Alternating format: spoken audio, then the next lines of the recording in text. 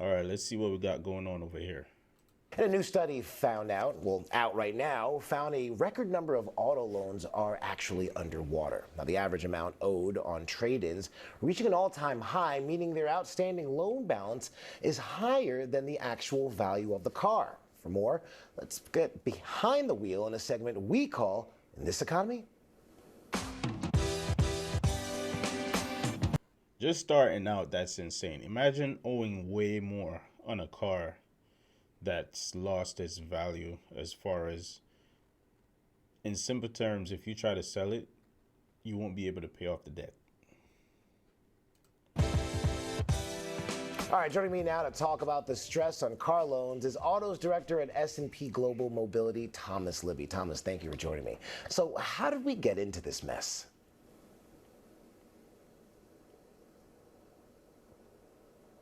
Well, thanks. First of all, thanks for having me. What's happened is cars have gotten more and more the last 10 or 20 years. And so what's happened is customers have been purchasing more and more expensive cars. And what's happened is they've actually been buying cars, and the loans have been going up also, and the cars have been depreciating. And so what's happened is you've gotten into a situation where actually the loans are more than the actual value of the car.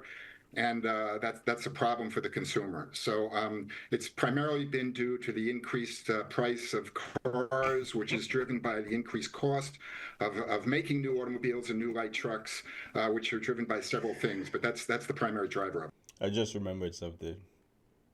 So what's the financial commitment for a car payment for the average American? Well, right now, the average loan actually, the monthly payment on a loan for a new vehicle is somewhere in the vicinity between $775. Obviously, Oh, for a lease, it's less. hell nah. Yo, that's how much y'all out here paying for your car notes every month? Man, y'all rich. But so that's what it is for the average vehicle. Now, obviously, there's a range. And that's the average. That includes your luxury vehicles, your high-priced vehicles, as well as your lower-priced vehicles. Again, about 770, somewhere between 750 and 775 a month. That's the average. So this will make it more difficult for customers to trade in their current car. Why is that? Well, what happens is the customer, first of all, when the customer purchases a new vehicle with a loan, when they drive that new vehicle off the lot, the value of that new vehicle declines dramatically in about 5 minutes, to be candid with you. As soon as they drive it off the lot, it becomes a used vehicle, and so the value is a lot less than what they pay. This right here is why I've never bought a vehicle brand new from a dealership. Every vehicle I've ever bought was used, and this is a part of the reason why. Because I know that if I pay X amount of money for it and I drive it off the lot, the same day I buy it is the same day it's going to lose its value. Because guess what? Now it has one owner. Kind of like a body count. And then the miles that you're going to put on it. Paid for it. And so what happens is the vehicle continues to depreciate, and sometimes it's depreciating at a greater rate than the loan. And so the loan then they owe more on the loan the car's worth. So then when they go back to buy a new vehicle again, what happens is they owe more on the new vehicle than it's worth. So if they trade in that vehicle, not only do they have to give the vehicle back to the dealer, but frequently they have to then pay the dealer to take the vehicle in exchange. So That's insane. So imagine giving the vehicle back, but because it lost so much value, you have to pay more money. Like you have to pay the dealer to take it from you. Like that's what he's saying. That's insane, bro.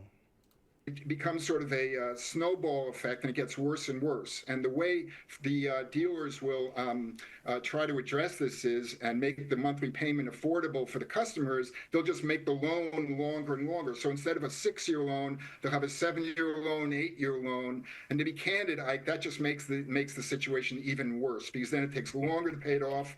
So the situation tends to continue over time. Yeah. So frankly, the consumer needs to be aware.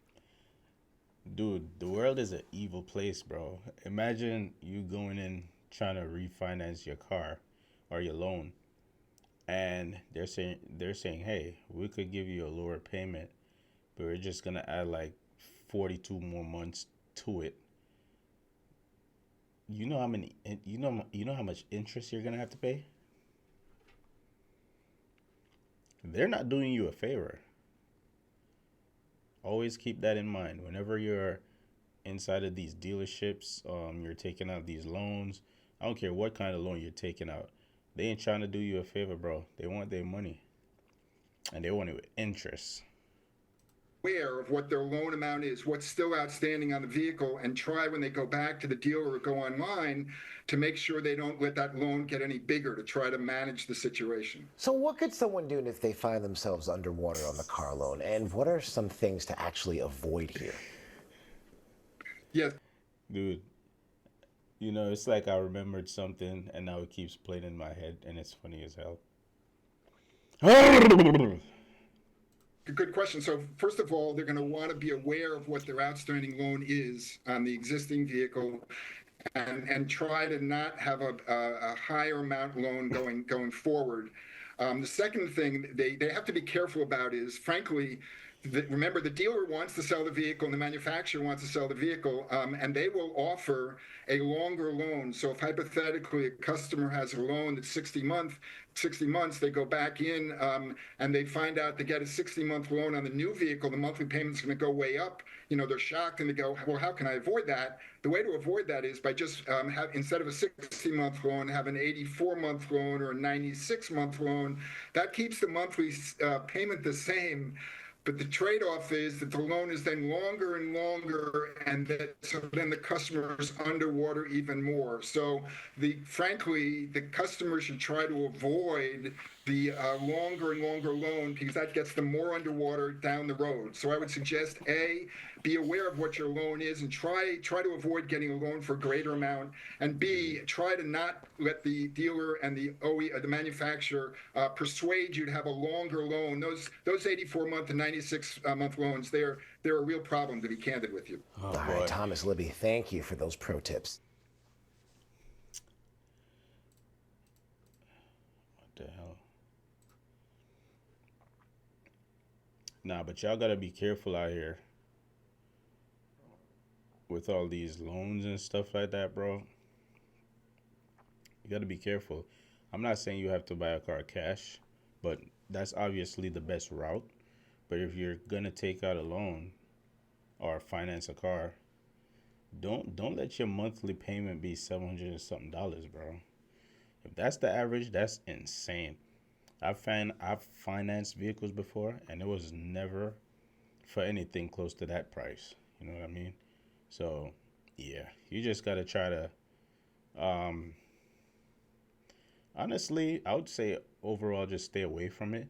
But if you don't have a choice, get some financial advice. Because you gotta line up your finances, and then you gotta look at how much money you have extra that you could put towards a car note without putting you in a position to where you're gonna struggle or be in debt for a long ass time. You should be getting something to where you could pay it off in, let's say, maybe 2 to 3 years, maybe.